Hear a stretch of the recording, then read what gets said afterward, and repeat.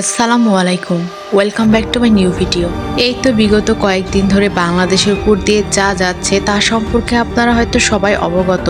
Emergency কোনো কাজ ছাড়া বাসা থেকে বার হওয়া যেমন নিষেধ, তেমনি গাড়ি ঘোড়ার ক্ষেত্রেও এরকম। রেলগেটে গিয়ে দেখছি কোনো গাড়িই নাই, বিশেষ কাজে বাসা থেকে বের হয়েছিলাম। আর এরকম ক্রাইসিস মুহূর্তগুলো নিয়ে অটোওয়ালার আসল পরিচয় পাওয়া যায়। যেমন আজকে 22 তারিখ বাসা থেকে বের হয়েছিলাম একটা কাজের জন্য।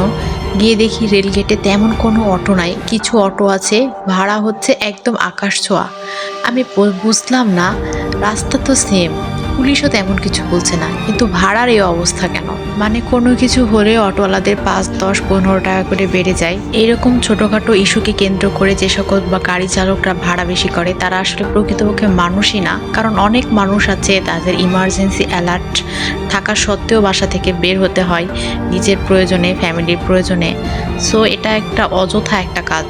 এখন হয়তো অনেকে বলতে পারে যে অটোওয়ালারা কি মানুষ না, না তাদের কি পরিশ্রম করা লাগে না? সত্যি কথা বলতে এরকম ইমার্জেন্সি অ্যালার্ট চালু হলে ওদের বিজনেসে বেশি লাভ হয়। তাই আমার কাছে মনে হয় যে পুলিশের এই সম্পর্কে একটু বেশি অ্যালার্ট হওয়া উচিত, যে অটোওয়ালারা কত টাকা ভাড়া নিচ্ছে, তারা অটো চালাচ্ছে কি চালাচ্ছে না সেটা কোনো বড় ইস্যু না, কিন্তু তাদের ভাড়াটা ঠিক রাখা উচিত।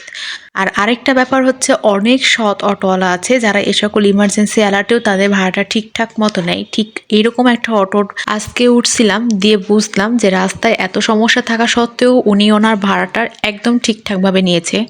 আসলে প্রকৃতপক্ষে মানুষ তারাই যারা ইমার্জেন্সি মুহূর্তে মানুষের মনুষ্যত্ব ঠিক রাখে, অনেস্ট থাকে। আসসালামু আলাইকুম।